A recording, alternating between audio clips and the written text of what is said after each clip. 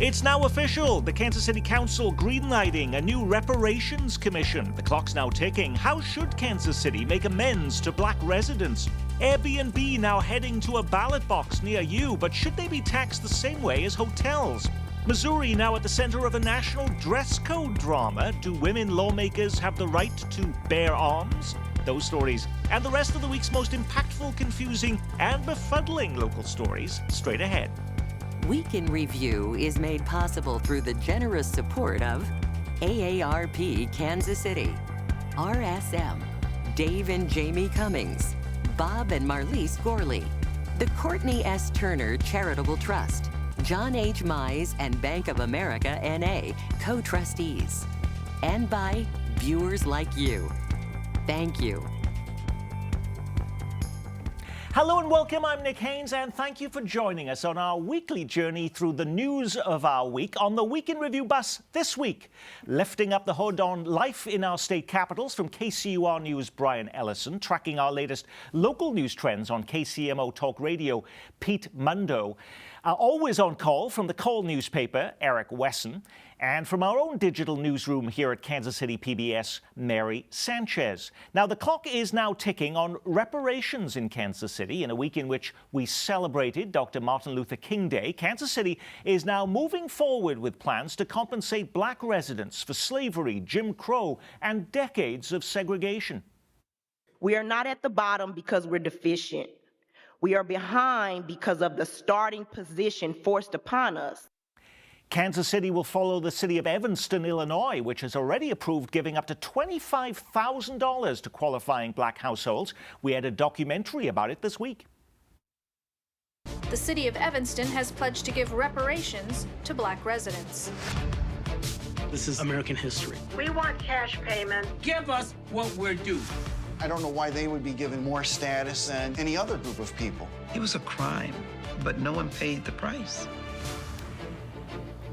Now, that was the big payback we ran earlier this week here on PBS, but let's focus back on Kansas City. After a big vote last week, the city has 90 days to form what is being officially called the Mayor's Commission on Reparations. The 13-person panel has not yet been chosen. There's a lot of chatter about this on social media. But what does this do and what doesn't it do? Isn't it just a study, Eric? Yes, it does. It gives they already have a summary report which talks about things like home ownership. It talks about businesses and talks about crime and those things and several other. Healthcare is another thing that's on the agenda. But what they'll do with that is they'll formulate something and then present it, and in some cases maybe voters will be able to vote on it or the city council will be able to decide. But San Francisco came up with a very large plan because they had decided that they wanted to give all the black residents that could identify with it $5 million. So that's a very large threshold, and it kind of oversees what they did in Evanston.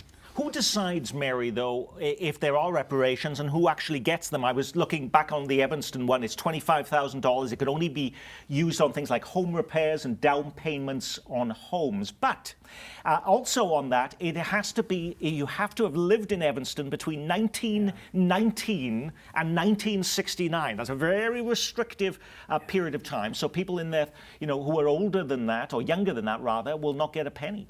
Yeah, and that's going to be part of the conversation going forward, is that this is the very, very beginning of this. We don't know if or what Kansas City will do at all. So I think it's kind of ridiculous to kind of start arguing about what might happen or might not happen. Kansas City has a lot of needs. Some people say, well, where's the money going to come from? In Evanston, Illinois, in that documentary, they said it was coming from their marijuana tax, Pete. We have a marijuana tax on the ballot in April. Is this a good source for putting that money? Well, the mayor has alluded to where the marijuana tax would go, and reparations was not a part of it. So it seems unlikely that would happen right now, but who knows? I mean, they could just come back and say, an apology is appropriate. We don't really know. So it's all speculation, but to Eric's point, San Francisco set that bar high. $5 million a person, wiping out all personal debt. It's going to cost, obviously it's not going to happen, but it's going to cost $50 billion. That's over 3 times San Francisco City's budget. So we're talking about numbers that are in no way feasible. and a great way to set race relations back decades. Possibly there will be lawsuits, and I'm wondering about what would happen at the state legislative level. We heard this week that there is an effort, for instance, to block systemic racism from being taught in schools in the Missouri legislature this week. Will there be an effort to say cities cannot provide reparations and a new law coming from Missouri on that? Certainly, the Missouri General Assembly has shown a willingness in the past to tell individual cities what they can and cannot do. I think it is important to acknowledge the different context of the Illinois system where Evanston is, or the San Francisco context.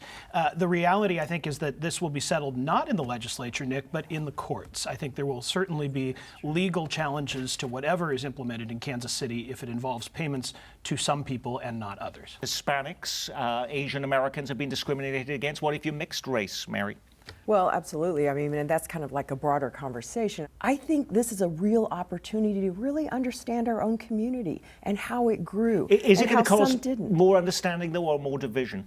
Well, it depends on how you play this. I mean, it doesn't. Education should never necessarily cause division. Of course it's going to cause division. The money doesn't grow off of trees. It comes from the taxpayer. The taxpayer paying potential reparations, we're not talking about that yet, are taxpayers that 90+% of them had nothing to do with any of the things we're talking about, correct? Their families may not have been here. They may be mixed race. They may be first-generation Americans. Well, but we don't even know that it's money. We don't even know that it's money yet. You benefited from racism. You benefited from it. If you're a first-generation American and you came here from South America, if you're not a first generation, that would be an exception to the rule. But if you look at people, the Rockefellers, whatever that is, Nelson Museum, and those places, art galleries, who would be paying for this. Their ancestors would be the ones that benefit. How many are sitting in Kansas City? I have no idea. I haven't counted them. But that's where the disconnect is, because people of the majority society will say, well, we didn't have anything to do with it because we weren't there. Okay, well, you weren't, but you benefited from it education-wise. You went to schools where they had good books. We used torn, raggedy books in our schools. So you benefited from it indirectly, if not directly. The devil has always been in the details in reparations conversations. It's always gets bogged down so much in who's going to get the money and how much they're going to get and what it's going to be used for that we never do anything. The goal of this commission, it seems, is to try to find a way forward. What do you do with white families whose families and ancestors may have fought to free slaves? What do you do with families who may have fought for civil rights, who may have suffered some type of family tragedy over that? Where do you draw the line on this? And no one's got a good answer. Well, they have 90 days to put the study together, and unfortunately we have a lot of other topics on this program, but we will revisit this. Many of us love to go to other cities and oftentimes save money by renting an Airbnb, but how would you feel if you lived next door to one? It's becoming such a huge irritant for many local residents. Kansas City is now putting the issue on the ballot for you to decide. Now, it's a stranger every other weekend. No longer should it be that people have to deal with issues relating to Airbnbs and get no answer from City Hall. Now, if you live in Kansas City this April, you will be asked to decide 2 ballot questions. One would be to add a 7.5-cent tax on Airbnb stays, the same tax hotel guests pay now. And you'll also be asked to approve a separate $3 a night occupancy fee. Hotels will be required to pay that too. There seems to be awfully strong focus here on money. Help us out here. Is this really about addressing the concerns of people who live next door to one of these short-term rentals, or is it about finding a new source of cash for City Hall, Eric? A new source of cash for City Hall to tell us that they're going to take the money and repair streets. I am so sick of hearing that conversation about that's what they're going to do with the money, and the streets are still a mess. So it creates another avenue for them to get some more money, like the marijuana But the mayor says this will be paid for by visitors who are staying at these Airbnbs and other short-term rental companies. So why should we care? We won't have to be paying this fee if we're not staying in them in Kansas City. Because the problem is enforcement of the Airbnb parties and that are happening, right? So I'm going to say something I never thought I'd say anywhere, which is, not that I agree with Eric, although I do. We've agreed before. I agree with Councilman Eric Bunch, which I never thought I'd say. He said the money's great, but you got to enforce it. And if you don't enforce it, great, it's another $1 a night for someone coming down from Omaha. That doesn't mean anything. How are you bettering the neighborhoods that are being impacted by these short-term rentals? Absolutely. I mean, that was my number one point about all of this, is that how are you going to possibly monitor this? And really talk about what is the real problem. I mean, there's the money grab because it's an opportunity. There was a lot of missed tax revenue, which was brought out by an auditor's report. But will this really solve the problems that some of the Airbnbs have caused in communities? Or are you going to also just create a bigger problem of, you know, little Miss whoever, Tilda on the end of the block, always trying to say, well, that one I think is is really an Airbnb. And, you know, who's going to monitor this? Yeah, I think if you read the Facebook pages of the different neighborhood associations in Kansas City, you will see that to them, this isn't about the money. This is about the enforcement concerns that are being raised. It's actually hard for opponents to make an argument that you shouldn't charge Airbnbs the same things that hotels and motels are already being charged. That piece doesn't seem so controversial. What is controversial is how freely Airbnbs are going to continue to be allowed to operate. And then you have police that have to respond to issues that go on at the Airbnbs. So how much of the 7% goes to them for responding to And in Overland unnecessary? Park, of course, they had that. They had a killing at an Airbnb. It was all investigated. City Hall said they were going to do a lot about it. Not much has happened because it is a challenging issue like reparations in how you actually go about. The devil is in the details. Last week, Kansas Governor Laura Kelly was in the spotlight with her inauguration and her on-again, off-again COVID diagnosis that prompted her to hit the pause button on her State of the State address. This week, it was Missouri Governor Mike Parson's turn in the limelight as he delivered his State of the State address. Last week, I asked if Missouri would use some of its $6 billion in leftover pandemic money to pave I-70 in gold and expand it from here to St. Louis. Guess what? I think the governor watched our show. And we must invest to improve I-70. For those who say we can't afford it, I say we cannot afford not to. So the governor's listening to the program. Well, why wouldn't he be listening?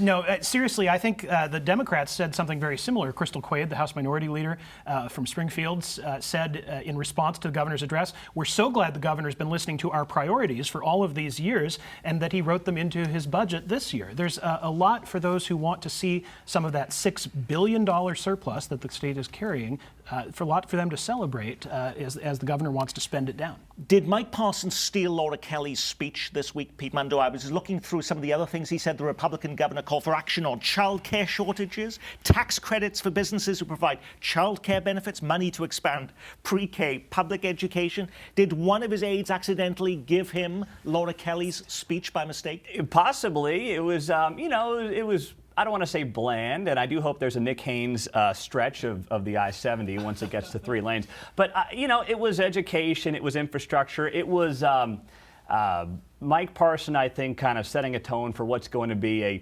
fairly ho-hum legislative session if he has his way. It was not a robust, not a guy looking at maybe the next job like what you see from other governors, but it was blasé. Some people don't like State of the State speeches. Was there a big surprise for you, Eric, in that speech?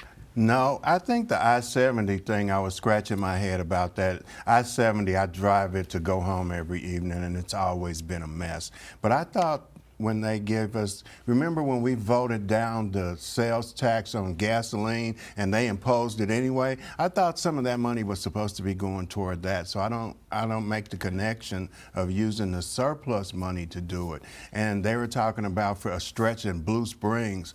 Well, by the stadiums on I-70 is always a mess during rush hour traffic. It's just... Well, as the governor listened to last week's program, perhaps he's listening to this one too, and he will fix that for you. Mary.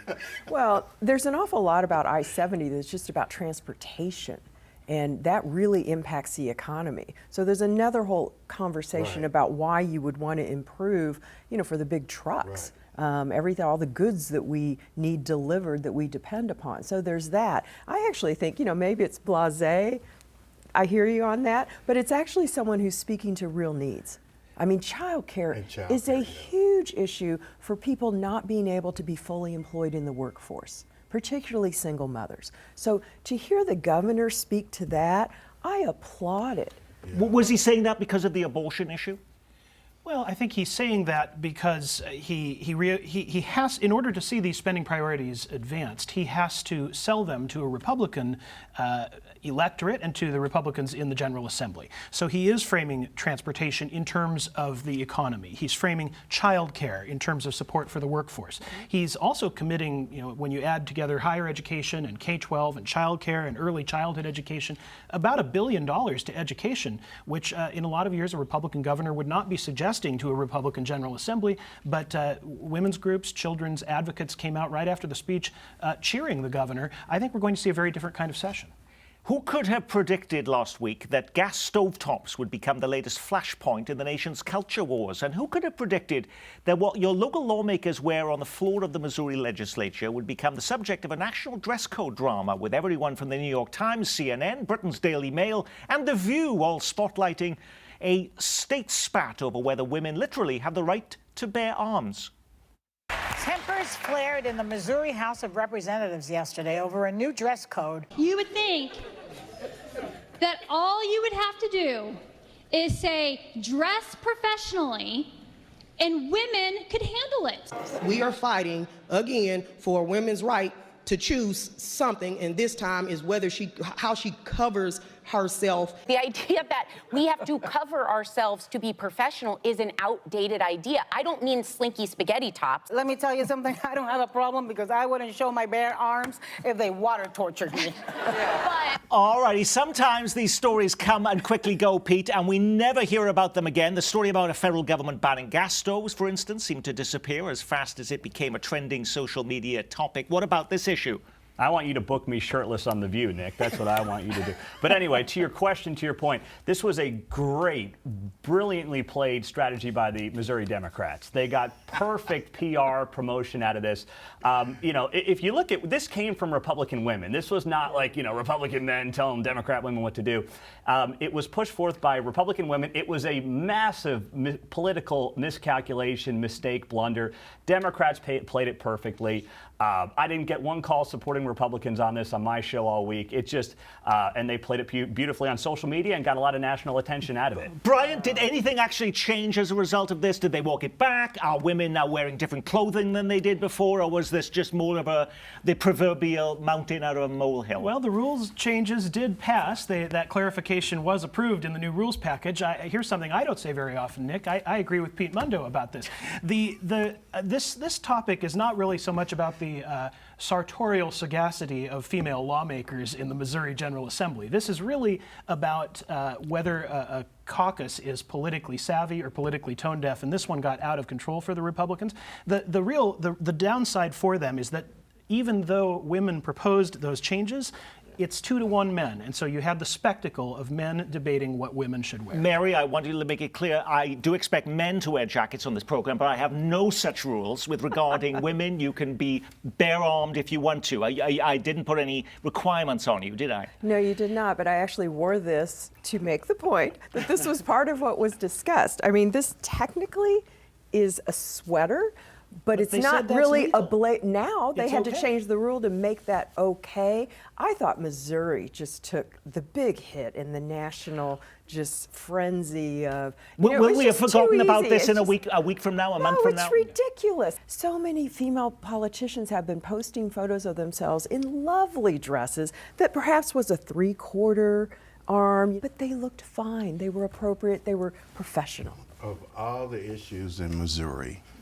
we are regulated to national exposure and debate about what somebody wears. But isn't that a fault also of the media? Because we love these types of disputes, don't we? Well, it kind of was like a ridiculous thing, and it kind of highlighted the fact of how out of touch our elected officials are with the needs of the people that they're elected to represent. And not for the first time, Nick. Last year, the Senate booted one of its members off the floor because he wore overalls on the floor. The Missouri General Assembly does sometimes have some trouble focusing on the issues that matter. The deadline to throw your hat into the ring for mayor of Kansas City has officially ended. Now we know who Quinton Lucas will face when he goes before voters in April and asks for 4 more years in office. It's this man. Remember Maverick transit activist Clay Chastain? Well, he's back, and he will be Lucas's only opponent. The only man not to win re-election in modern times is Mark Funkhauser. Sly James won re-election with 87% of the vote. Is there any reason to suggest Quinton Lucas won't walk away in April with a similar margin of victory, Pete? No. Next. Yeah. Are you going to agree with Pete? Because we have a lot of agreement on this show this week. I agree with Pete. Yeah, this will be a landslide at least. Yeah. Would Quinton Lucas be responding differently to issues if he had a more bigger name opponent, Mary? Probably, absolutely. I mean, he's on the cusp of being mayor while Kansas City goes through huge international spotlight, national and international. You want to be the mayor for these years going forward for the next 4 years. He's probably more concerned, though, about what kind of city council he's going to get to work with, who those folks are, who's running. And half of them are going to change because of term limits. They're going to be forced out of the door there. And think about this, too. Look at the last, 2.5 years or so. If you were to tell me 18 months ago that nobody would step up legitimately to challenge him, I would have said no chance. COVID, the summer of 2020, and he held them off, and he does deserve political credit for that. Here's how confident he is. He supported putting 2 additional taxes on the same ballot as the ballot where he's being reelected as mayor. I think Mayor Lucas has been fairly consistent about his 2-term plan for his service, and I think he's going to get that. Now, for geographic equity, I should also point out that a big change is underway in Johnson County. Last week, former Roland Park Mayor Mike Kelly was officially sworn in as the new head of Johnson County government, and he's already ruffling some feathers. You may remember that Kelly's opponent had made transparency the biggest issue in the campaign against him. So what are we to make, Pete, of the first decision he's made as the county's top leader, and that's to stop live streaming public comments at the start of the county's meetings? His critics say the move is tantamount to gagging the public. He was on your program last week. How did he respond to that? Well, it was certainly, and he seemed to admit as much, that this was a clunky way for him to begin his tenure. He stands by his decision, but sending out an email with a unilateral decision on a Friday night at 8:30 as the new guy in town was a bad idea. He admitted as much. He's standing by his decision. And what his point was is if you have commentary on issues that we are discussing that day, you will get your chance to say that when we get to that issue. But the free-ranging commentary beforehand is what he wanted to stop. Right or wrong, doesn't matter, he's standing by it. Optics matter in politics. What message was he sending by making that his first decision, Mary? I think it was a poor message because it was one that lacked not so much the transparency, but just not value. It appeared like he wasn't going to value everyone's opinion. The problem is that what really needs to be talked about is what he was trying to fix. It was a poor fix for the problem of horrible discourse, incivility, and frankly, people who stand up and just say things that are completely unfactual. Right. I think anyone who watches the live streams of meetings and also who reads comments on social media knows that there is a high level of unhingedness in our public discourse, and a lot of us are sympathetic with his concerns. It's just a matter of whether this was the right way to go about it. Now, when you put a program like this together every week, we can't get to every story grabbing the headlines. What was the big local story we missed? Sports dominating much of the headlines and talk around the water cooler this week, and it's not just Chiefs fever. K-State stuns KU as it wins the Sunflower Showdown. The Royals officially kill off FanFest, now a new event planned the first Saturday in February at the K. Lenexa now looking for a new leader as its mayor retires after 20 years. If you were skeptical about plans in Independence to start a 4-day school week, it seems to be working for them. Teacher applications skyrocket 456% since last month's vote. Lawrence now also considering a 4-day week. They're also planning to shutter 3 schools in a push to find cash to boost teacher pay. Cleanup underway at Blue Valley High School after swastikas and racial epithets are discovered on Martin Luther King Day. And it's now less than 100 days till the NFL draft comes to town. It's being called the biggest sporting event in city history. We renovated all of our bathrooms to close to $1.5 million, so all the bathrooms are new. Last year, over 50 million people watched that television show, and now they'll be watching Kansas City. All righty, Brian, did you pick one of those stories or something completely different? Something different, Nick. This Tuesday, the new treasurer of the state of Missouri was sworn in, Vivek Malik. He is the first person of color ever to hold statewide office in Missouri. Also significant, it should be pointed out, that his swearing in marked a complete Republican sweep of every statewide office, including both senators, the first time in memory that that's been the case. And he came from India, right? He is of Indian descent and lives in the St. Louis area now. Mary. I chose something else, but it's more just to give a little bit of a shout out to Esther George, who retired this week as, after long-term service as the head of Kansas City Federal Reserve, and just for her example of rising to the top of female literacy in finances. Eric. Chris Jones will have a phenomenal Saturday afternoon when the Kansas City Chiefs face the Jacksonville Jaguars. I actually thought you were going to pick the bathrooms at your station. How you wanted to go there this weekend because you were so happy that they replaced them all already. Tie it all together. Another Ticketmaster debacle this week with this potential AFC Championship game, neutral site game, which is an absolute joke in Atlanta, hosing small businesses potentially in Kansas City. Ticketmaster fails the people. The NFL fails the people. But on a good note, your favorite musician, Little John, is performing at halftime of the AFC divisional round matchup at Arrowhead. I've seen that Spotify playlist. All righty. On that, we will say our week has been reviewed thanks to the calls Eric Wesson and KCUR's Brian Ellison. From Flatland, our Kansas City PBS digital newsroom, Mary Sanchez. And 6 to 10 weekdays on KCMO Talk Radio, Pete Mundo. And before we leave you, we have an event you might be interested in. This doesn't happen often. Next Thursday night, we're heading to the Kansas City Plaza Library as we join forces with the Citizens Association to bring you the Four Mayors. Yes, we're bringing the old gang back together again. Sly James, Kay Barnes, Emmanuel Cleaver, and Mark Funkhauser lift up the hood on City Hall, and we have a seat waiting for you. We'll be taping the event for later broadcast. You can be there in person. It's next Thursday at 6 p.m. I look forward to seeing you. From all of us here at Kansas City PBS, be well, keep calm, and carry on.